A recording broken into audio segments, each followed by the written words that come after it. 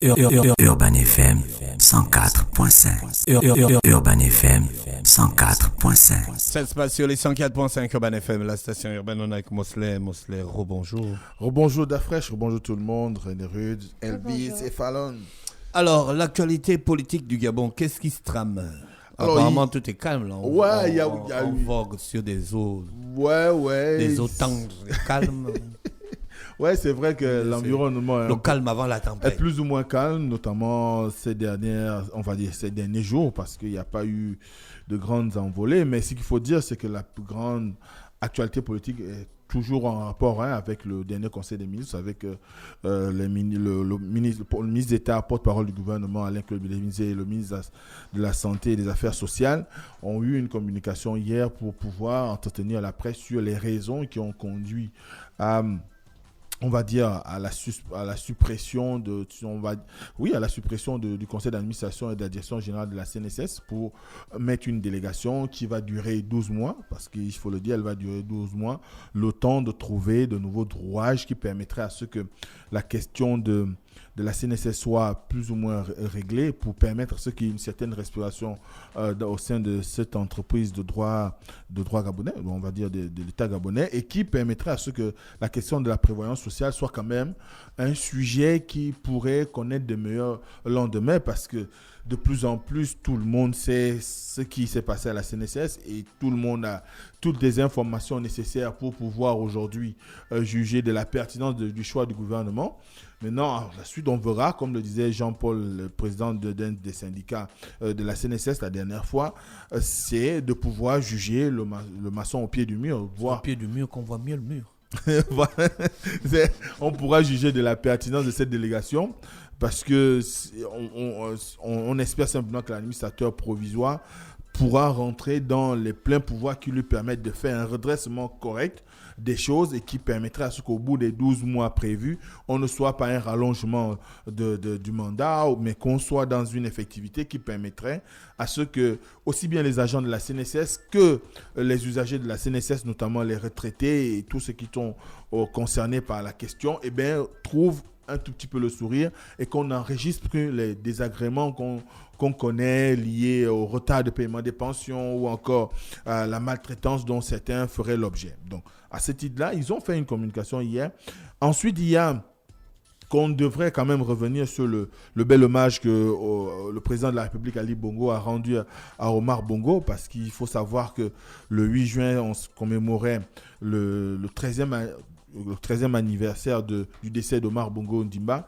Et à ce titre-là, le président de la République a fait une communication sur les réseaux sociaux au moment, avec en illustration sa photo dans le mausolée, donc devant la tombe du défunt président. Et il a écrit ce qui suit. Je lis: le temps n'efface pas les traces laissées par les grands hommes. 13 ans après sa mort, Omar Bongo Ondimba est toujours parmi nous. Il nous a légué un pays, le Gabon, dont les bases solides nous permettent à nous, Gabonaises et Gabonais, de nous projeter sereinement dans l'avenir.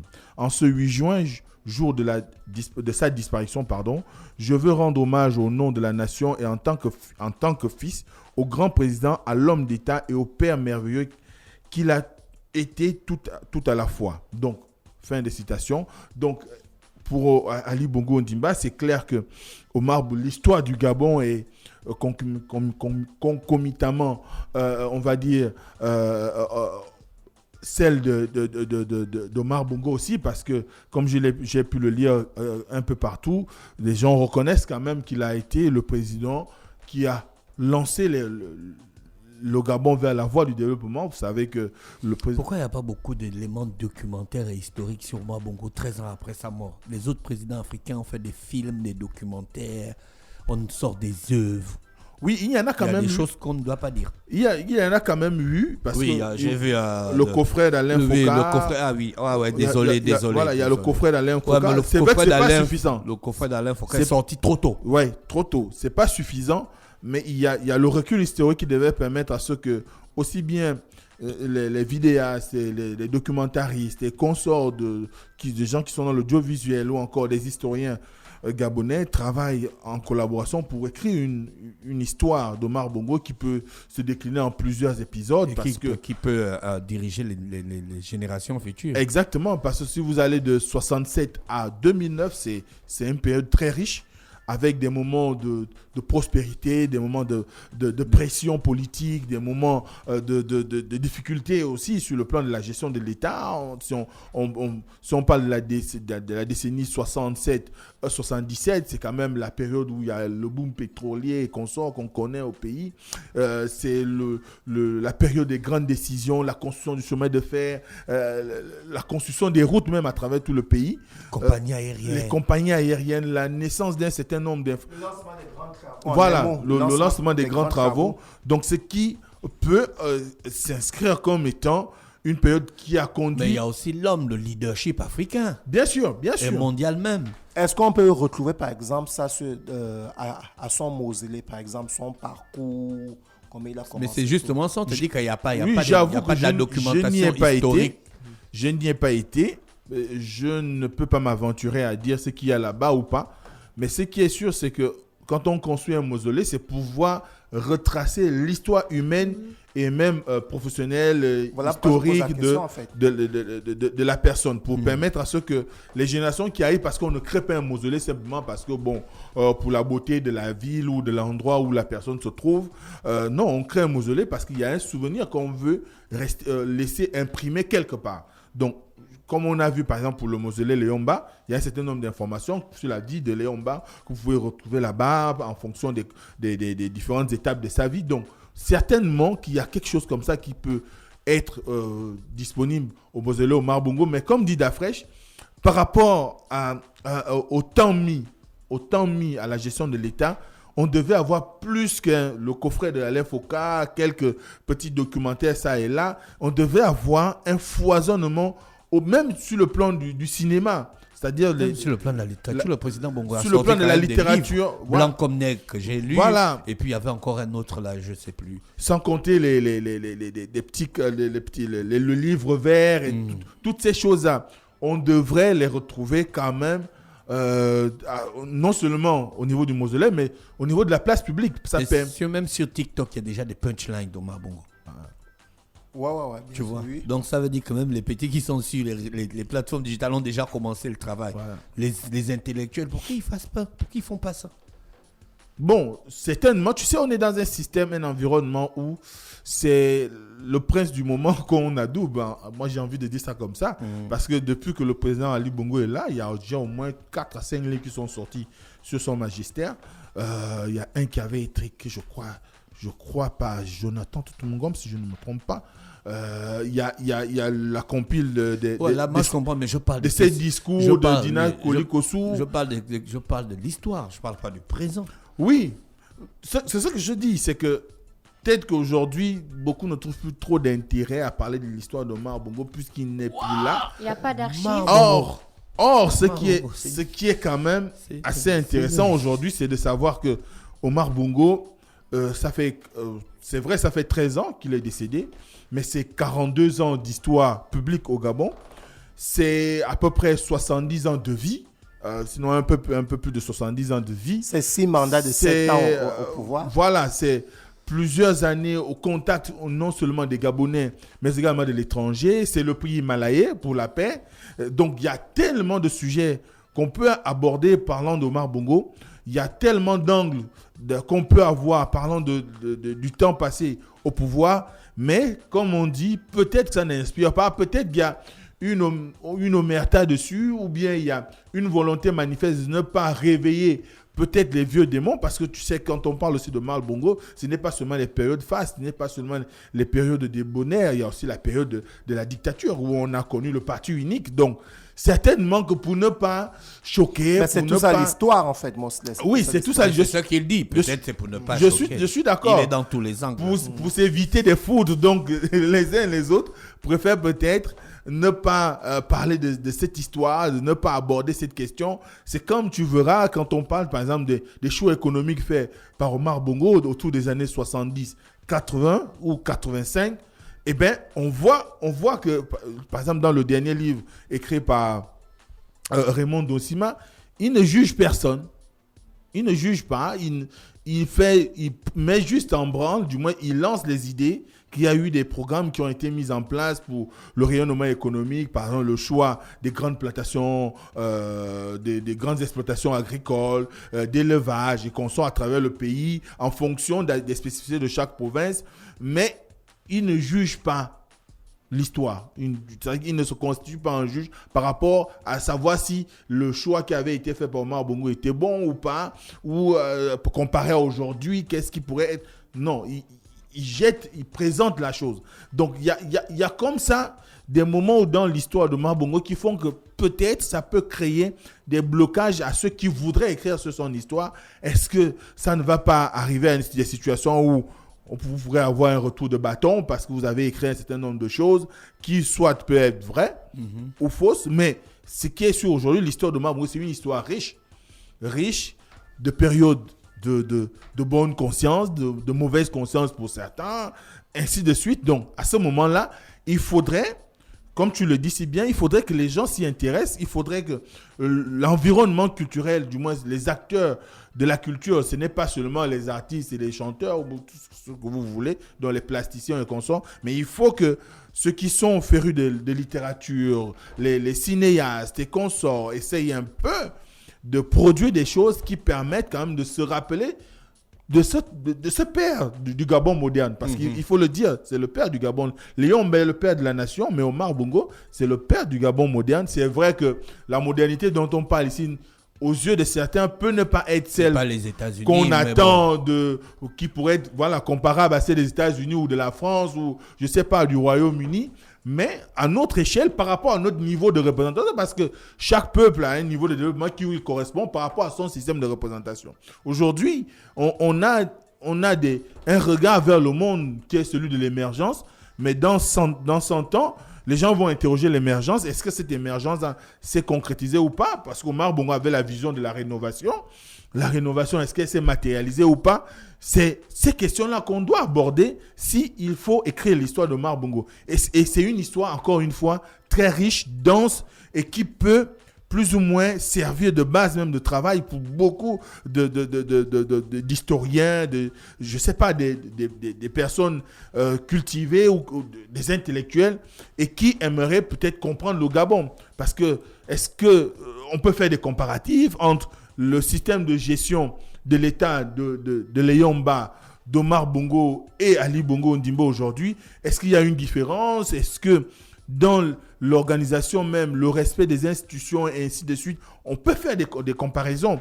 Mais ce qui est sûr, c'est que Omar Bongo a fortement marqué l'histoire politique et de notre pays, qu'à un niveau, on a besoin aujourd'hui d'avoir, s'il faut même... des éléments documentaires et historiques. Si nécessaire, peut-être la famille pourrait également ouvrir un certain nombre de documents, parce qu'il y a de l'archivage privé et l'archivage public. Par exemple, on peut aller aux archives nationales ou les archives de la présidence de la République ou les archives privées de la famille Bongo pour donner aux intellectuels la possibilité de consulter tout ce qui tourne autour de la vie d'Omar Bongo, aussi bien en tant qu'homme qu'en tant qu'homme politique au niveau du Gabon. Et cela va ouvrir des angles de lecture, va essayer peut-être d'amener une autre façon de voir la personne, une autre façon de lire la personne, une autre façon de lire l'histoire. Parce que la majorité, nous avons l'histoire officielle, oui. J'ai une petite question. Comme le carrefour Léomba, parce que le carrefour Léomba, à l'époque, c'était le carrefour Momboué. Et comme, d'après ce que j'ai cru entendre, il paraîtrait que le président Léomba habitait dans les environs. Voilà comment... Non, c'est pas il paraît. Il habitait à côté. Oui, il y a sa maison à côté. C'est à cause de vous tous là. Non, il y a sa maison à côté. Après, ça a été rebaptisé le carrefour Léomba. Moi, je me souviens petit, j'ai vu la statue du président au rond-point de la démocratie. J'ai vu ça là.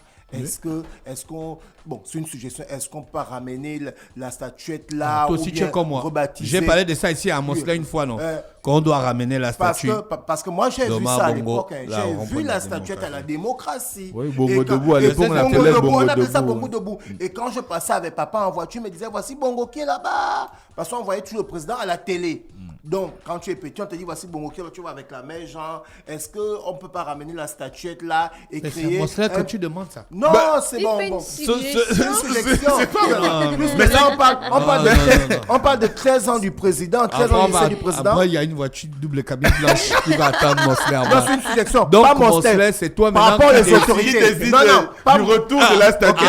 Je vais Non, mais- reformuler. non, Elvis, Elvis, Quand je dis est-ce que je parle pas, c'est Mosley qui anime la rubrique. Voilà Va regarder si elle a double cabine blanche. Voilà pourquoi j'ai Titi Mosley.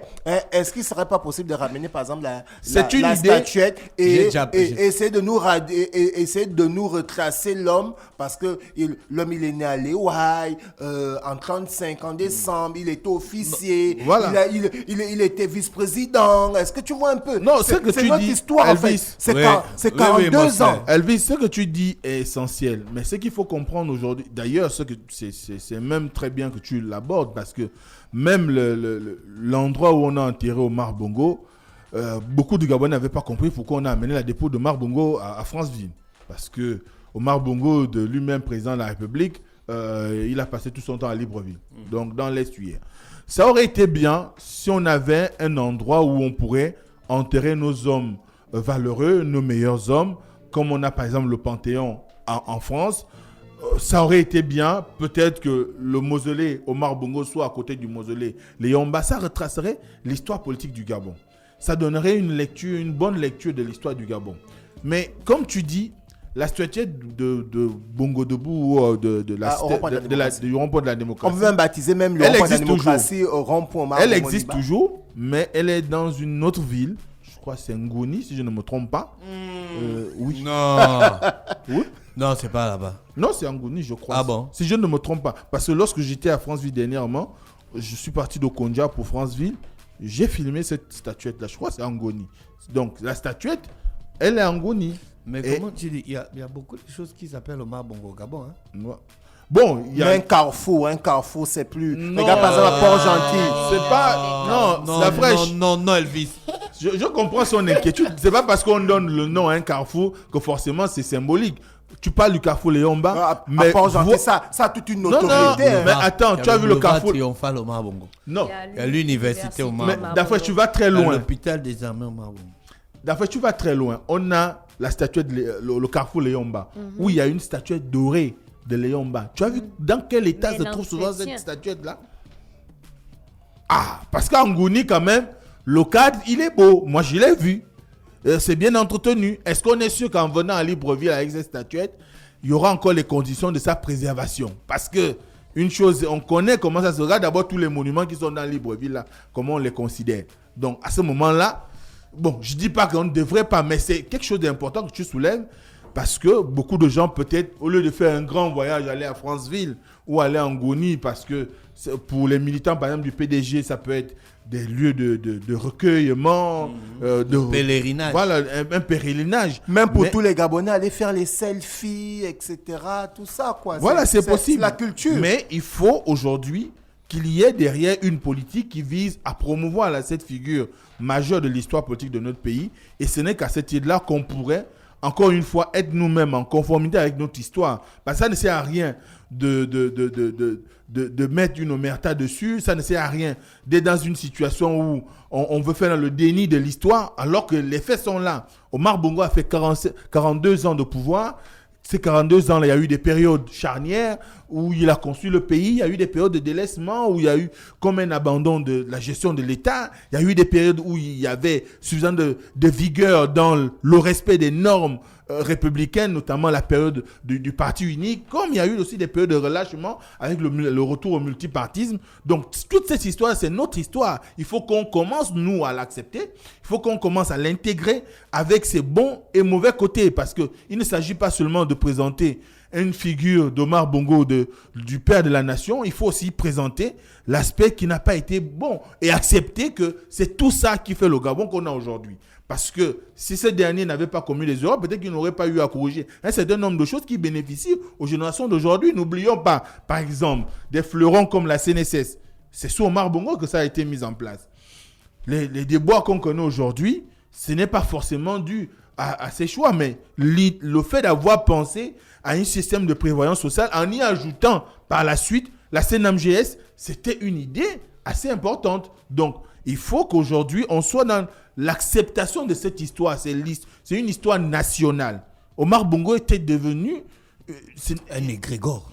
C'était au-delà du président de la République, comme dit Dafresh. C'est-à-dire qu'il n'y a pas de notre génération quelqu'un qui dirait qu'il n'a pas entendu parler de Omar Bongo, même quand tu étais né dans une famille de gens qui se revendiquaient de l'opposition, mais on reconnaissait quand même que c'était le chef de l'État. Et l'autorité qu'il avait sur l'ensemble de la communauté font qu'à un moment donné, son histoire, on doit, pour ceux qui veulent en être fiers, ceux qui ne veulent pas, ils peuvent la critiquer, mais c'est l'histoire du Gabon. Ça fait partie de l'histoire du Gabon et il a marqué cette histoire-là pendant 42 ans. Merci Mosley avec nous ce matin sur les 104.5 Urban FM, la station urbaine dans Luda Fresh Morning, l'horoscope des auditeurs. On se retrouve lundi lorsqu'il sera exactement 7h sauf si René Ruta.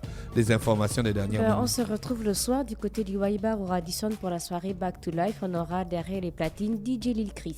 D'accord. La saison qui vous amarre là, le Waibar est indiqué. La saison qui vous amarre. L'horoscope des auditeurs, on se dit bye bye, passez un bon week-end. Demain c'est Urban Big Up avec Sirocos et n'oubliez pas à 20h vous aurez l'extraterrestre de la bande FM. Bon week-end à tous. Urban FM 104.5.